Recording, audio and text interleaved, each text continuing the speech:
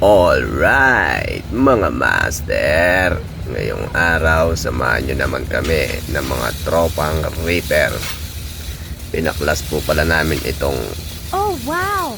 fan motor dito sa engine casing, mga master. Mukhang mapapalaban na naman kami. Kung nakikita nyo, 4 lang kami dito. 2 assistant, isang engine boy at saka yung segundo namin, mga master. Sobrang lamig nga pala dito kaya naka-jacket kami. Naka-complete PPE kami, mga master, dahil nasa Canada kami. Naka-full battle kami, mga master. Malakas din ang hangin dito at maraming lumilipad ng mga maliliit na parang alikabok, kaya kailangang naka-goggles, mga master.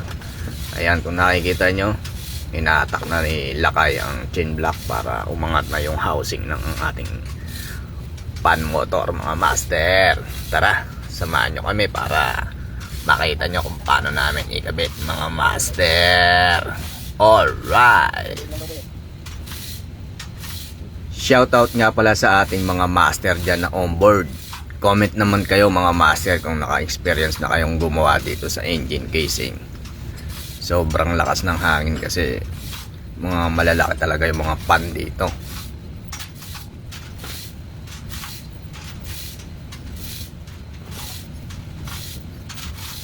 Sobrang bigat nga po pala ng fan housing na to, mga master, kaya nasa malayo kami. Ayan, kung nakikita nyo, si segundo ng humawak ng chain block kasi malapit na sa gitna, mga master. Konting ano na lang, hagod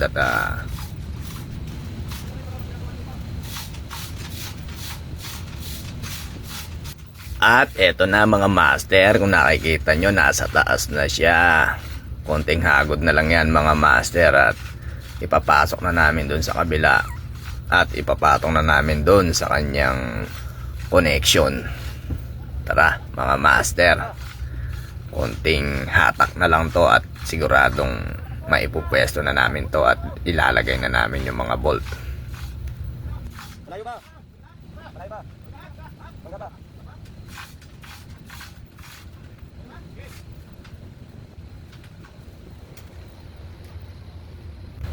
Pagkatapos ng 10 minutong pagkahatak, mga master, ito na, ipapasok na namin siya doon sa loob. Ayan.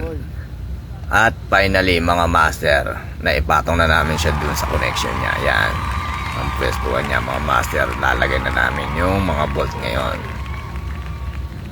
Ayan yung katabi niya. Ayan, mga master, bagong motor na yan, mga master, binalit namin. Ayan, yung kulay sky blue na yan, mga master.